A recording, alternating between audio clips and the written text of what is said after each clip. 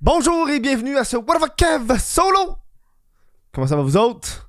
Si vous voulez encourager le What the Fuck Kev Solo, ça se passe sur patreon.com/What the Fuck Kev.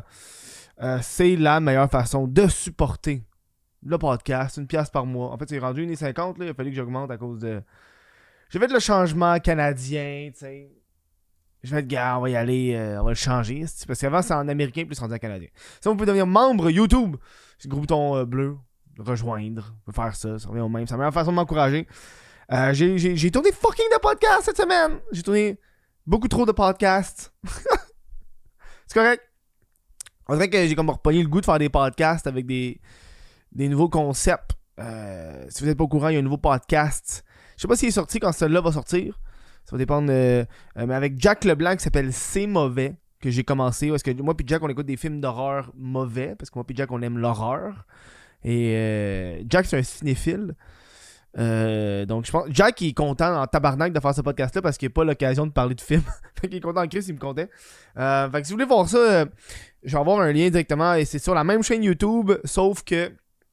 Ce qui est différent, ça va être le lien pour écouter le podcast audio. Ça va être dans la description.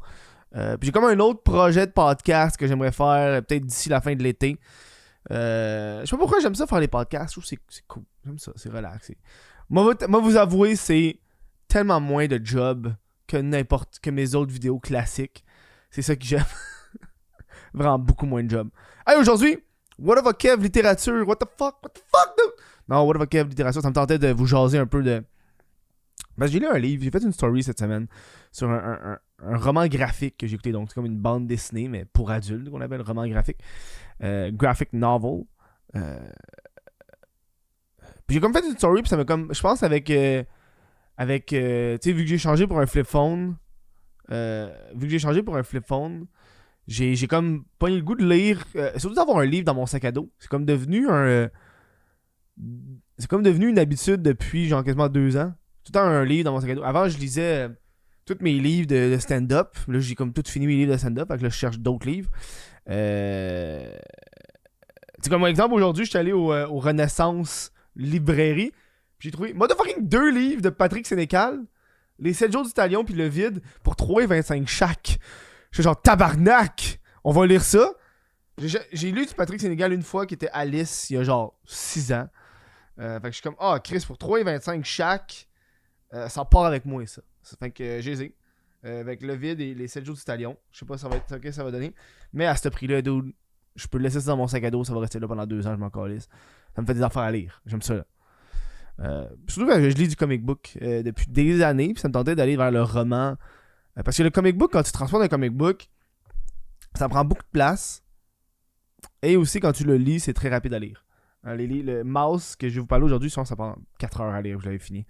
Alors que... tu sais, 4 heures, je suis généreux, là. Alors que, tu sais, comme un livre comme Les 7 jours du Talion, je pense pas que tu peux le lire en 4 heures. Tu comprends? Donc aujourd'hui, j'ai envie de vous parler d'une bande dessinée qui s'appelle Mouse. J'ai 2 volumes. Volume 1, volume 2, ici. J'ai acheté ça. J'ai fait... c'est quand même très cool. Oui, il y a des grosses crises de croix gammées sur le livre, sur la couverture, avec un genre de Hitler en chat. Mais détrompez-vous, ce n'est pas de la propagande nazie. Au contraire. C'est tout le contraire. Ce livre-là, qu'est-ce qui est spécial avec ce livre-là? First, ça fait des années que je connais le livre Mouse. Attends, on va commencer. Il y a des gens qui l'ont lu. Ah, Chris, est-ce que je suis perdu? Il y a des gens qui l'ont lu. First of all, okay, on va. First of all. Quand j'ai fait ma story, il y a des gens qui m'ont dit qu'ils l'ont lu à l'école. Moi, je l'ai jamais lu à l'école. Fait que, il y a des gens qui disent, ouais, t'es en retard, tabarnak, je l'ai pas lu. Je l'ai pas lu à l'école. Puis j'avais d'autres affaires à faire. Puis je me suis jamais vraiment intéressé à ce graphic novel, même si je suis très. Même si je lis les comic books depuis des années. C'est juste que là, j'étais comme. Je pense que c'est l'histoire qui me faisait peur. Tu sais, l'Holocauste. C'est comme. Tu sais, c'est cru, c'est rough. T'sais, des fois, ça te tente pas d'aller là-dedans, dans ce genre de lecture-là, tu sais. Puis là, récemment, j'étais comme, bon, mais gars, on va y aller, man. On va le commencer, ça me tente. Je pense que qu'est-ce qui m'a déclenché le goût de le lire, et c'est l'effet. On appelle ça, c'est quoi le nom de. L'effet Streisand qu'on appelle? L'effet Streisand. Qui est quand on. Ben ça, c'est. Je pense pas que c'est ça le terme littéraire, là, mais dans le fond, qu'est-ce qui est arrivé, c'est qu'aux États-Unis, ce livre-là a été banni dans certains États. Mouse. Ça a été banni dans certains États. Puis la cause qu'ils l'ont banni, c'était sexualité et suicide. Mais tu sais, c'est comme les États super genre religieux. Fait que le fait qu'ils ont enlevé un roman graphique comme ça, qui parle de l'Holocauste et de un survivant de l'Holocauste, c'est comme quelque chose. Fait que moi, c'est avec cette annonce-là que j'ai fait yo man, ça a été banni aux States dans certains États. Je suis down.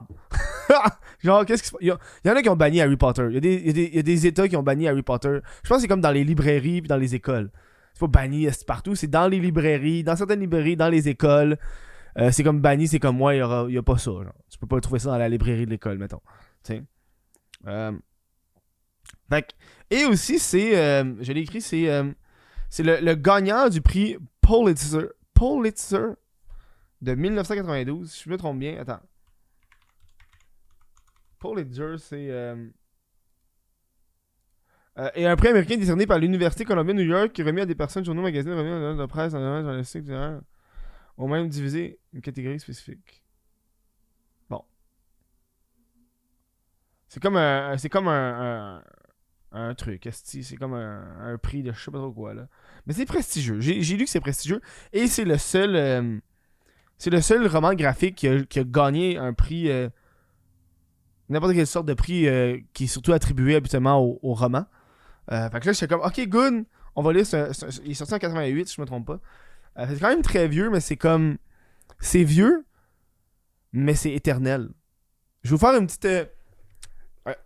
Un petit synopsis du roman graphique d'avance. On peut-tu le lire? Mouse synopsis. Mouse synopsis, on peut le voir.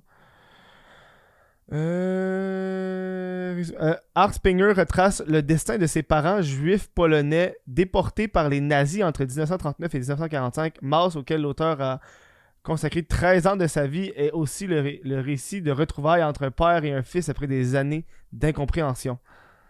Je sais pas si tu as compris, là. Bon, okay. En résumé, c'est comme le beau gros crise de résumé, mais le vrai résumé, c'est crissement bon. C'est un fils. Dans le fond, c'est assez méta. Comme. Je vais commencer par faire un résumé sans spoiler. Puis à la fin, je vais pas spoiler avec vous autres. Là. Ou peut-être pas, mais aller un peu vague. Mais Mouse, c'est très méta. Dans lequel, dans l'histoire, le gars parle qu'il veut faire une histoire. Fait que le gars, c'est un cartooniste à la base. Art Spiegelman, c'est un cartooniste là, qui a fait des dessins dans les cartoons. Et c'est méta parce qu'il veut comme. Il cherche à raconter l'histoire de son père parce que son père, c'est un survivant de l'Holocauste. Son père a survécu à la Deuxième Guerre mondiale, non pas en étant un soldat, non pas en étant non, dans un commerce, mais bien en étant un juif en Pologne. Puis je vous rappelle, si je me trompe pas, je me rappelle un peu de mes cours d'histoire, mais il me semble que la Pologne, c'est un des premiers qui s'est fait pogner par les nazis. Là. Un des premiers pays qui s'est fait pogner par les nazis. Fait que lui, dans le fond, c'est comme un juif de deuxième génération. Fait que ce fils-là, cet enfant, ce gars-là, là, qui est comme 40 ans, c'est dans le livre, il a comme la chance d'avoir des parents qui ont survécu et ses deux parents ont survécu de l'Holocauste. Et tout au long du roman, du roman graphique, c'est la bande dessinée, c'est lui qui parle à son père, et son père lui raconte comment il l'a vécu. Fait que c'est un peu comme une entrevue, si on veut, où est-ce que des fois il écrit et son père il raconte, hey papa, raconte-moi la fois que qu'est-ce qui est arrivé en 1939. Ah ok, un peu ça le concept. Puis son père il raconte vraiment des histoires. Non seulement il raconte des histoires, mais aussi ça donne une tabarnak de bonne perception sur ce qu'était la Deuxième Guerre mondiale en étant les Juifs. Qui, on se rappelle, a eu un génocide, mon chum. Là. Fait que c'est un récit, oui, de survie, un récit qui il y a un bout, j'avais des larmes aux yeux, man. C'est fucking cave. Il y a un bout en précis, j'avais des larmes aux yeux. Puis le père veut pas raconter, puis entre-temps, entre l'histoire de son père qui raconte comment il a survécu à la Deuxième Guerre mondiale, t'as le fils qui parle avec son père, puis tu te rends compte que même si... Puis c'est ça qui, selon moi, qui rend la bande dessinée assez réalistique, c'est que même si son père, c'est un survivant de l'Holocauste et il a vécu et vu des choses, genre, t'es comme tabarnak, voir que ce gars-là, il est pas en dépression ou en stress pas. Tu sais, il y a du monde ici qui ont vécu des shit moins pires que ça ici, puis leur vie est comme détruite. Ce gars-là a vécu la Deuxième Guerre mondiale, puis le fils... Tu te rends compte que, pas parce que son père a vécu ces affaires-là, que ça veut dire que t'as une bonne relation avec ton père. Pis c'est comme ça qu'on voit dans cette histoire-là, c'est que son père, il tape ses nerfs à l'auteur, il gosse, il veut pas vraiment être avec lui tout le temps. Et la mère aussi, parce que c'est un couple qui survit l'Holocauste, et la mère s'est suicidée par la suite. Sa mère s'est suicidée peut-être des années après, quand lui était, je pense, ado ou adulte, je me rappelle plus, ado ou jeune adulte. Elle s'est suicidée. Ce qui rend le roman, la bande dessinée, j'irais pas dire roman, mais c'est une bande dessinée aussi. Ce qui rend la bande dessinée assez genre. T'as tellement le goût de savoir ce que la mère a vécu, mais on le sait pas. Parce que la mère aussi a survécu l'Holocauste. Mais. La mère elle s'est suicidée. Et de deux, le père a détruit toutes les. La mère avait des journaux intimes, puis le père a détruit les journaux intimes parce qu'il voulait comme passer à autre chose, il voulait oublier ce qu'il a vécu à l'Holocauste. Fait que c'est comme fou, c'est vraiment genre... C'est wow, puis c'est touchant, les dessins, je vais vous montrer un peu là, c'est très... Ah, j'ai pogné tellement la scène la plus genre... La plus intense, là, mais j'ai pris la petite crise de la scène où il pend des juifs dans le village. Les juifs, mais en fond, c'est... les juifs, c'est des souris. C'est un peu cartoony, là. Les juifs, c'est des souris. Les nazis, c'est des chats. Les américains, c'est des chiens. Les français, c'est des grenouilles. Puis les polonais, c'est des cochons. Ouais, c'est... ça te donne une hostie. Pour le vrai, j'ai tellement appris sur la Deuxième Guerre mondiale. Puis pas genre... Tu sais, on s'entend, j'ai écouté des documentaires sur la Deuxième Guerre mondiale, la guerre, tu sais comment c'est. Mais là, c'est la première fois parce que t'avais le récit d'une personne qui survit à un génocide. Comment qu'elle a survécu? C'était comment dans les camps de concentration? C'était... C'est... Puis en plus, le gars, il décrit un peu les lieux sur comment que... Parce que gros genre, pas plot twist, mais c'est comme ça que le premier roman est fini, mais... C'est un survivant, tu le sais que son père a survécu, fait que tu sais qu'il va pas mourir. Mais son père a été dans Auschwitz. Pour ceux qui savent pas, Auschwitz, c'est le plus gros crise de camp de concentration. Là, mais tout le monde. Aussitôt que t'arrivais à Auschwitz, tu crevais, genre. C'était ça. T'arrivais à Auschwitz, c'était fini pour toi, là. Mais le père a survécu à Auschwitz. Puis une des affaires que t'apprends dans le roman, c'est qu'il faut que tu sois versatile. Si t'es versatile, tu survis en tabarnak. Si tu connais plus qu'une langue, tu vas survivre. C'est bon, c'est touchant. Puis tu te rends compte que le gars, il te raconte des shit. La guerre a duré des années. Puis tout au long de l'histoire, le père, il parle de cette personne-là. Puis moi, j'aimais ça. Des fois, il dit, ok, ouais... cette personne-là m'a aidé pendant 2-3 mois. On a vécu assis dans le même bâtisse abandonnée. Parce que les Juifs, ils se cachaient dans des faux planchers, dans des faux murs, tu sais. Tu sais, lui, comme, j'ai vécu là pendant 2-3 mois avec tel membre, telle personne. Puis, il est comme, cette personne-là, je l'ai jamais revue après. Fait que je sais pas si elle est sûrement morte. Ou le contraire, pendant qu'il était dans les camps, des fois, il rencontrait des gens qu'il a vu quand il était genre ado, puis comme ouais, puis les deux sont comme à Auschwitz, hein. Puis ceux qui veulent pas lire le livre, là je vais aller voir les parties qui sont spoilers, fait que si vous voulez lire le livre, allez les lire, c'est 2 volumes. Moi j'ai vraiment plus préféré le volume 2 que le volume 1, personnellement là. Parce que le volume 1 c'est vraiment tout avant. Les deux sont très différents. Je pense que la seule raison pourquoi j'ai aimé le volume 2, c'est parce que le volume 2 est vraiment plus méta. Le volume 2 commence avec... mais le volume 2, il est 100% d'Auschwitz. Alors que le volume 1, c'est comme tout avant, quand il est en Pologne, quand il change de ville, quand il se cache, Puis le volume 2, c'est il se fait pogner puis il est rendu à Auschwitz. Puis là, après ça, après Auschwitz, c'est la guerre qui termine. Puis dans le volume 2, c'est méta. Le début est très méta. Où est-ce que l'auteur parle des répercussions que le premier volume a eu sur sa vie. Parce que puis moi, j'ai vraiment aimé cette partie-là qui est assez comme touchante, mais c'est surtout le gars, il dit, tu sais, moi, après le succès de Mouse 1, volume 1, on m'a contacté pour faire une série télé, faire un film. Moi, ça m'intéresse pas. Je veux juste raconter l'histoire de mon père. Puis je trouvais ça tellement genre humble et j'étais comme wow, tabarnak, le gars. C'est sûr qu'après un succès comme Mouse, il y a du monde qui l'a approché pour changer ça en série télé, faire des produits dérivés, faire des... Tu sais, veut dire un succès de même, ça se vend, là. Mais lui, il a fait non, man. Moi, c'est l'histoire de mon père. Ça finit là. Je pense que c'est surtout pour ça que j'ai aimé le volume 2. Ouais. Fac. Un autre affaire que j'ai aimé du roman, ça a l'air fucking cave, là, du roman graphique, c'est derrière les poches, t'as des cartes. Puis je trouvais ça vraiment pratique parce que ça t'aidait à comprendre, genre, ok, il parle souvent de la ville de Sosnowiec, qui est en Pologne. Puis il dit, on passait de Sosnowiec, puis des fois, fallait qu'on se rende à Warsad. Puis là, je suis comme, c'est où ça tabarnak? Fait qu'en arrière, il y a vraiment une carte. Fait que tu fais comme checker, genre, ok, ouais, Auschwitz, c'est en Pologne. J'ai appris ça, c'est Auschwitz, c'est en Pologne. Puis derrière le deuxième volume, t'as comme une carte d'Auschwitz. Comment c'est fait. Tu sais, les chambres à gaz, tout ça. Puis son père, il a comme vécu tellement des shit, puis c'est comme une histoire vraie. Il a sûrement comme dû modifier, enlever des shit, raccourcir des histoires. Parce que le gars, il disait qu'il y avait des heures et des heures et des heures, des centaines d'heures de son père qui parle de comment il a survécu à la guerre. Puis tu vois que son père, il est comme un peu...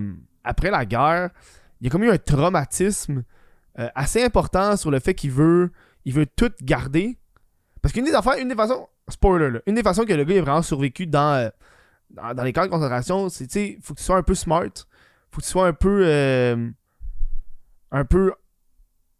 prévoyant. C'est que le gars, à chaque fois qu'il leur donnait de la nourriture, first of all, il leur donnait tellement pas beaucoup de nourriture, là, tout le monde crevait de faim. Là. Genre des pains, il y avait peut-être un pain par 2-3 jours avec du fromage, puis des fois il y avait une soupe, c'était chanceux. Tu sais. Fait que le gars, lui, qu'est-ce qu'il faisait, c'est que quand il recevait la nourriture, au lieu de toute la manger, il en gardait. Il en gardait toujours. Il mangeait la moitié de son pain, il gardait l'autre moitié. Après ça, il utilisait ce demi-pain-là comme monnaie d'échange pour des services, pour des biens, pour d'autres choses. Ce qui fait que ça l'a aidé en tabarnak à donner ça à des gardes, à donner ça à des à d'autres prisonniers qui sont un petit peu plus haut placés dans la prison. Fait que ça l'a comme survécu. Un des trucs qui m'a le plus marqué dans le volume 2, comment il a survécu, c'est quand la guerre a terminé, ils ont tous pris les gens du camp de concentration de Auschwitz, puis ils ont fait marcher pendant 13 jours pour se rendre en Allemagne, parce que la guerre est terminée, mais tu sais, si t'amènes le monde en Allemagne, ils sont en Allemagne, personne qui va aller attaquer l'Allemagne, la guerre est finie. Fait que, ils ont amené pendant 13 jours, puis là, quand ils étaient rendus en Allemagne, je pense qu'il fallait qu'ils rentrent là, je me rappelle plus trop de l'histoire, là, mais il fallait qu'ils rentrent dans des trains. Ils voulaient les transporter après ça par train, parce qu'ils étaient déjà en Allemagne. Fait que là, ils ont fait rentrer dans des trains. Puis ils étaient tous genre comme des sardines, man. Tu fais pas te coucher, tu fais pas genre. C'était overcrowd. Ils fermaient ça. Il y avait genre des grilles en haut. Puis là, et une fois qu'ils étaient rendus dans le train, les trains, ils bougeaient pas. Puis ils ouvraient la porte une fois par genre semaine. Fait que le monde, il mourait de faim. Il mourait de soif. Il disait parmi il y avait 200 personnes, mettons, dans le wagon. Puis quand ils ouvraient la porte, il y avait juste 25 qui étaient vivants. Puis là, les nazis étaient comme, bon, ben, ceux qui sont vivants, pognez les cadavres, puis pitchez-les dehors, puis enterrez-les, tu sais. Puis la façon que le gars a survécu, c'est que quand ils marchaient, il faisait froid. Fait que tout le monde avait le droit à genre une couverture. Fait que lui, il avait gardé sa couverture. Puis il avait remarqué qu'en haut, il y avait des crochets, genre, tu sais, comme des crochets à, je sais pas trop comment t'appelles ça, là. à viande, genre. Fait qu'il a comme fait il a mis la couverture puis il a réussi à faire un hamac. Fait que lui, il était au-dessus des gens. Qui était crissement avantageux parce que, tu sais, tout le monde était... Tu peux pas coucher, tout le monde était debout, dude. Tout le monde était debout.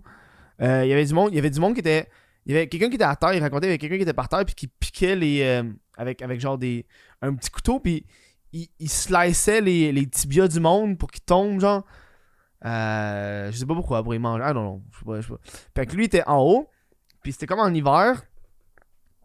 Puis le gars, il pouvait mettre sa main dehors. Puis c'est comme ça qu'il a survécu, là. Il pouvait mettre sa main à l'extérieur du wagon parce qu'il y avait juste des barreaux. Puis il pouvait toucher le toit. Puis en touchant le toit, il pouvait récolter de la neige. Puis il mangeait cette neige-là. C'est comme ça qu'il s'hydratait. C'est fucked up, là! Puis à un moment donné, il a réussi à échanger. À un moment donné, il y avait quelqu'un qui avait du sucre. Puis il a réussi à échanger de la neige contre du sucre. Ouais. C'est un des bouts qui m'a le plus marqué. Là, genre, holy shit, dude, le gars, il a vécu ça, là. C'est comme ça qu'il a survécu, genre. Il était là pendant peut-être 2-3 semaines dans les trains, genre. Puis tu vois que c'est beaucoup le gars, il a réussi à survivre parce qu'il était très... Il connaissait beaucoup de choses, beaucoup de métiers. Fait que, mettons, il avait besoin d'un cordonnier à Auschwitz, mais il était comme, yo, je peux être votre cordonnier. Fait qu'il y avait comme un avantage qui était comme un peu genre fucking hot, là. Mais ça te remet en perspective en tabarnak, man. Je lisais ça, puis j'étais comme, asti que on a eu un 2 ans de pandémie tellement facile comparé à ça. Genre. C'est le genre d'affaire qui te remet asti tellement...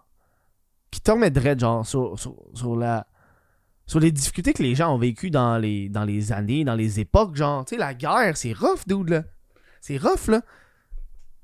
Surtout quand t'as un génocide de même, tu sais. Tu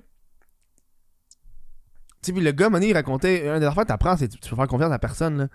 Tu sais, c'était carrément, à un moment donné, il était caché dans un grenier. Puis il y a comme un autre juif qui est comme rentré dans la maison parce qu'il cherchait de la bouffe. Puis il était comme, yo, faut qu'on le tue, là, il sait où est-ce qu'on habite. Puis finalement, ils l'ont pas tué. Parce qu'ils disaient, j'ai besoin de nourriture pour ma femme et mon bébé. Ils l'ont pas tué, puis le lendemain matin, il y a des nazis qui sont venus les chercher. Puis c'est comme ça qu'il s'est ramassé à Auschwitz. C'est fucked up, là!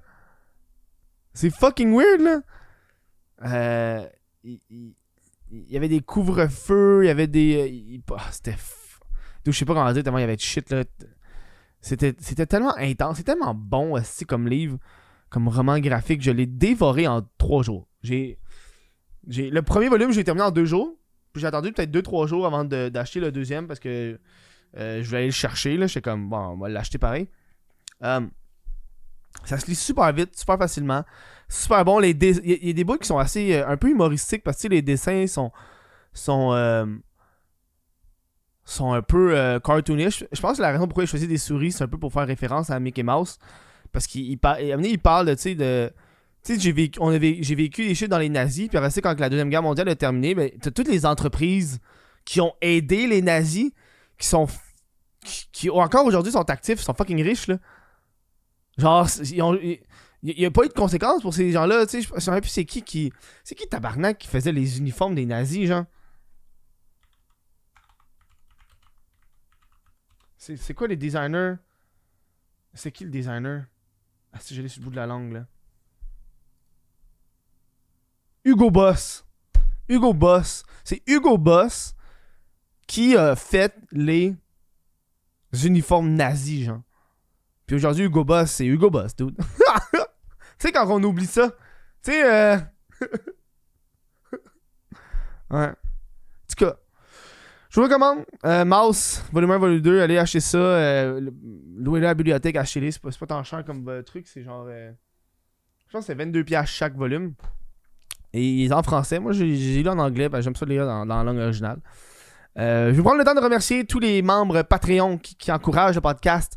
Merci à Gabriel Paquet, Louis-Roman Morin, Yancy Lévesque, Jesse Desormeaux, Arbo Raymond, Olivier Bousquet, Jonathan Brunet, Jérôme Picard, Félix Rochetière, Mylène Lavigne, Thomas Bélanger, Jean Robin, Vincent Joyce, Liam Hébert, Joanie Gagnon-Blais, Zachary, William Bertillon. Merci à vous autres d'encourager le What the fuck Kev solo. Si vous voulez écouter d'autres podcasts, on a C'est Mauvais qui est probablement sorti déjà en ce moment. Puis j'aimerais ça faire un autre podcast. Je suis en train de brainstorm là-dessus. Un troisième. J'ai changé la chaîne qui s'appelle What the fuck Kev Podcast à cette heure. Pour le plaisir de la chose. Je vous remercie. Puis j'espère que vous allez apprécier la lecture. Moi, je vais sûrement commencer les 7 jours du talion à soir. Fait que sur ça, bonne fin de soirée. Et bonne lecture, la gang. Ciao.